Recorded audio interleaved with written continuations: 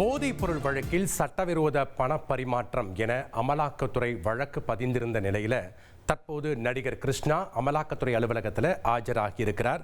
தற்போது அவரிடத்துல அமலாக்கத்துறை அதிகாரிகள் விசாரணை மேற்கொண்டு வருகிறார்கள்.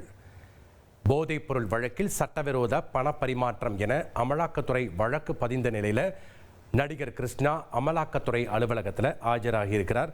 கூடுதல் விவரங்களை வழங்குவதற்காக இணைகிறார் செய்தியாளர் சோலமன். வணக்கம் சோலமன். தற்போது அவரிடத்தில் அமலாக்கத்துறை அதிகாரிகள் எவ்வளவு நேரமா விசாரணை மேற்கொள்ள திட்டமிட்டிருக்காங்க, விவரங்கள் என்ன? போதைப் பொருள் விவகாரம் தொடர்பான வழக்குல அமலாக்கத்துறை அலுவலகத்துல நடிகர் கிருஷ்ணா அவர்கள் விசாரணைக்காக ஆஜராகி இருக்கிறார்.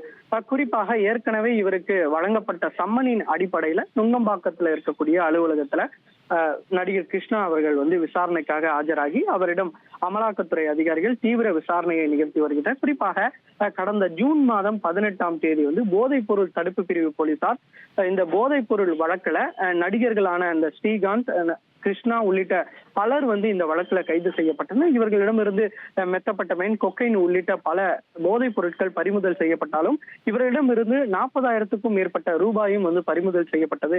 இந்த பறிமுதல் செய்யப்பட்ட பணம் சட்டவிரோத பண பரிமாற்ற அடிப்படையில வருவதாக அமலாக்கத்துறையினர் இந்த வழக்கை கையில் எடுத்து இது தொடர்பாக வழக்கு பதிவு செய்து தீவிர விசாரணையை மேற்கொண்டு வருகின்றனர். ஏற்கனவே நடிகர் ஸ்ரீகாந்துக்கு நேற்று விசாரணைக்கு ஆஜராக கோரி சம்மன் அனுப்பப்பட்ட நிலையில அவர் விலக்கு கேட்டு ஒரு கடிதம் ஒன்றையும் அமலாக்கத்துறை தரப்புல அவர் அனுப்பியிருக்கிறார்.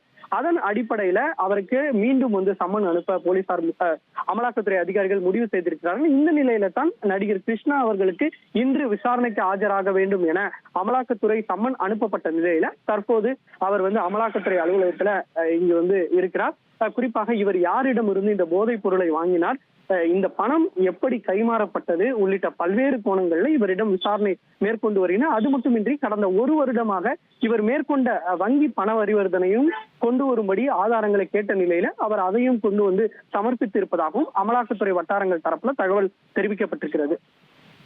1,24,00,000 மனங்களை வென்ற தந்தி டிவி யூடியூப் சேனல். தவிர்க்க முடியாத தம்ப்நெயில்ஸ், கலக்கலான கான்டென்ட்ஸ். நீங்களும் இந்த குடும்பத்தில் இணைய இப்பவே சப்ஸ்கிரைப் பண்ணுங்க. அசுரபலம் கொண்ட எங்கள் டிஜிட்டல் கரங்களில் உங்கள் விளம்பரங்களை சேர்க்க வாட்ஸ்அப் பண்ணுங்க. 8939888378.